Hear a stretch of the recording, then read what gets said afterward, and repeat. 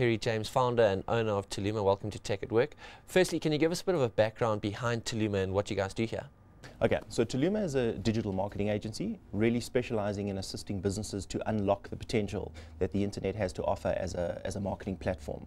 We work very closely with our clients in understanding their business and what value it is that they offer. And by doing this, we're able to put them in front of their relevant target audience. So basically put, we help your customers find your business through the internet. In this day and age, how important is it for businesses to have an online presence? In my opinion, it's extremely important. You know, in this day and age, with where the internet's at, any business that doesn't have an online presence is really bordering on becoming irrelevant. You know, that's how I see it. The internet, the online community is growing. You know, with obviously things like the reduction of costs on internet speed and internet getting faster, there's really more and more people coming onto the internet. To put it into even more perspective, 33% of the globe is actually connected to the internet. So that's a massive, massive audience. We know that online advertising sales are up. You know, they're continually increasing, while traditional print advertising is on the decline. We also know that you know that it won't be long before the advertising revenue spend will actually outperform traditional print advertising. So that's obviously quite key to be aware of. So online spend from an e-commerce point of view is continually increasing year on year. And one of the figures that's kind of predicted for 2014 is that total spend online will be in the region of about $350 billion US. So I mean, these are massive numbers. If you look at it from an African perspective, there's over 130 million people in Africa connected to the internet, of which 8.5 million people are in South Africa. So the real question is, are you prepared to ignore this target audience? What are some of the trends you're seeing in website designs these days? So, you know, trends are changing all the time, but I think there's probably three big ones that we're noticing at the moment. First and foremost, we're finding that more and more of the businesses that we talk to on a daily basis really have this requirement around wanting to be able to update their own websites. So, you know, there's a lot of functionality that we build into websites where content management is enabled. So it really kind of leaves the owner of the website in the driver's seat. So that's one of the big trends. Another one is that more and more there's this move and this demand of moving websites towards the mobile space. So no longer are we just targeting the traditional laptop user, but really becoming more cognizant of things around users on the tablet space, on the smartphone space as well. And then thirdly, but probably most importantly in our space, is that there's more of an increase of demand around businesses being found through the internet. Explain search engine optimization to us, and how important is this aspect in the development of a website?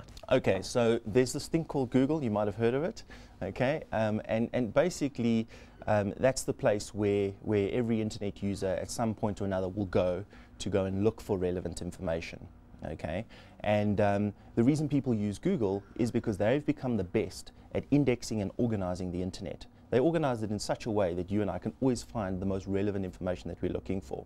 Well, from a business's perspective, it's really quite simple. If your potential customer goes onto the internet and is looking for you from the services that you have to offer, you know, the products that you've got, and they don't find you, then essentially it's competitor 1, you 0. You've essentially lost that potential customer.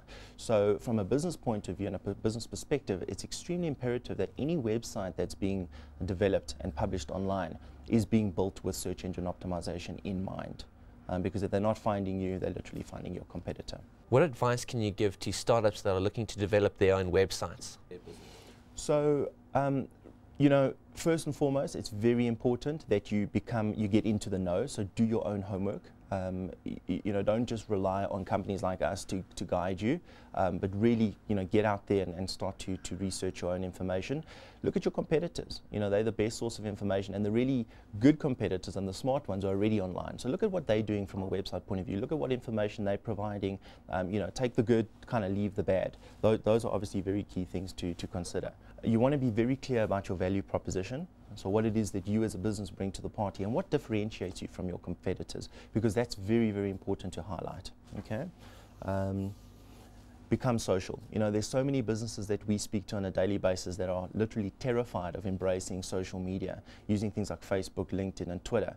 and they're saying, well, what do I do with it? How do I use it? Or, you know, or not even wanting to use it. And I believe that it's a critical part of any internet marketing campaign is be on these social media networks, understand how they work, and use them to really keep up to date with the trends of what's going on, you know, from an online point of view. Very, very important.